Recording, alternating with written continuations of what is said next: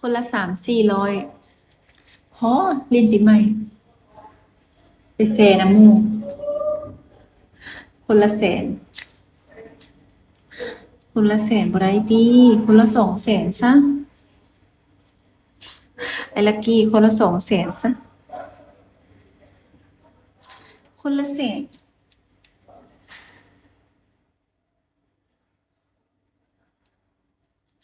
เดี๋ยวส่ง QR ให้น้องเด้อน้องสิส่งให้อายเด้อพี่หารักสบายดีไอ้หารักน้องสิส่งให้อายลงไลน์แล้วน้องสิส่งไปอันนี้เด้อ QR code น้องเด้อจุอาย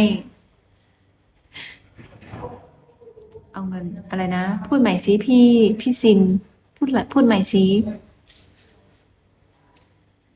ต้องส่งให้เจ้าค่อยโอนมา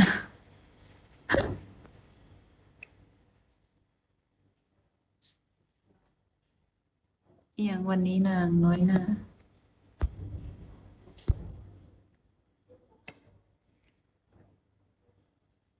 เป็นไรคะ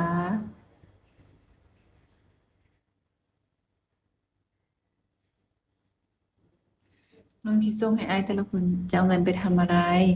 เอาเงินมาไว้ซื้อขนมค่ะพี่ซินเดี๋ยวน้องจะส่งให้พี่ชินด้วยน้องจะส่งให้พี่ชินด้วยนะสปอร์ตผู้หญิงคนนี้หน่อยได้ไหมคะ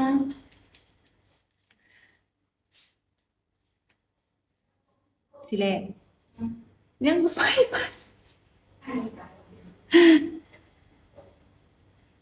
คิดว่าถึงจะมีมื้อนี้เอาไปเมาเบียร์ไหมบ่กินเบียร์กินซีนดาดซีนจุ่มกินซีนดาดซีนจุ่มไงมักเอ้ยเด้อโดยแล้วทำไมต้องให้อ๋อน้องก็เว้าหยอกไปซะแล้วไอ้สิเด้อบ่ต้องจริงจังเด้อน้องเว้าหยอกซื่อๆอันยุทธที่น้องเว้าหยอกเขาเจ้าอยู่นี่หั่นเขาเจ้ารู้จักน้อง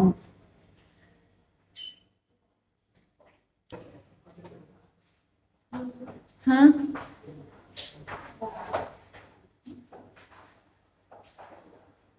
ยุทธที่เขาอยู่นี่เขาเจ้ารู้จักน้องเด้อน้องเว้าหยอกเขาเจ้า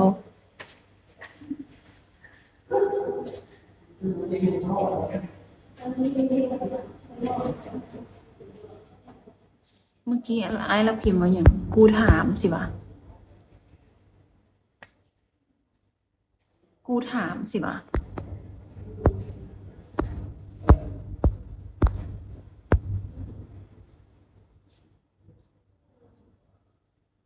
โอเค ถ้าสม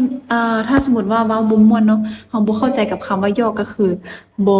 บ่ต้องขึ้นมาห้องน้องเนาะโอเคโอเค มีแต่ว่าบ่เป็นหยังถ้าเราบ่รู้จักคำว่าย่อก็คือบ่เป็นหยังเด้อมีแต่ว่าโอเค มีแต่ว่าบ่ต้องเข้ามาห้องน้องเนาะแย่แล้วพี่ๆช่วยด้วย อีหยังเขาเจ้ามาเล่นบิโก้เขาก็มาเว้าเรื่องเขาก็เว้าหยอกกันเฮฮาเขาเว้าหยอกเฮฮาตัวเองจริงจังอีหยังจริงจังอีหยังก็อยู่เฮือนพุ่นตั่วอยู่เฮือนพุ่นก็บ่ต้องมานั่งลิ้นบ่ต้องมานั่งเข้าเบิ่งคนอื่นถ้าตัวเองเป็นคนจริงจังสิมาเข้ามาเบิ่งคนอื่นเฮ็ดหยังถ้าเป็นคนจริงจังปานนี้ก็นั่งอยู่เฮือนคนเดียวเนาะบ่ต้องอันนั้นกับไผถ้าจริงจังกับชีวิตปานนี้ก็ได้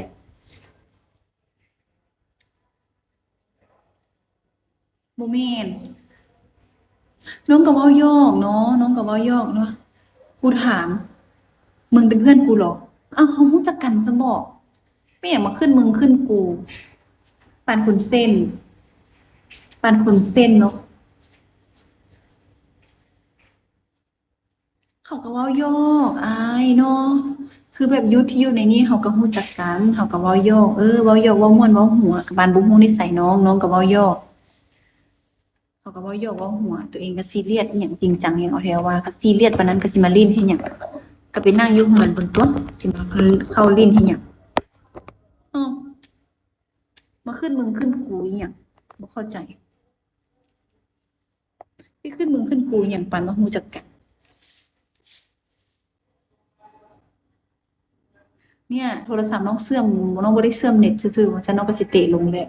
บ่ซันเงียบแล้วล่ะ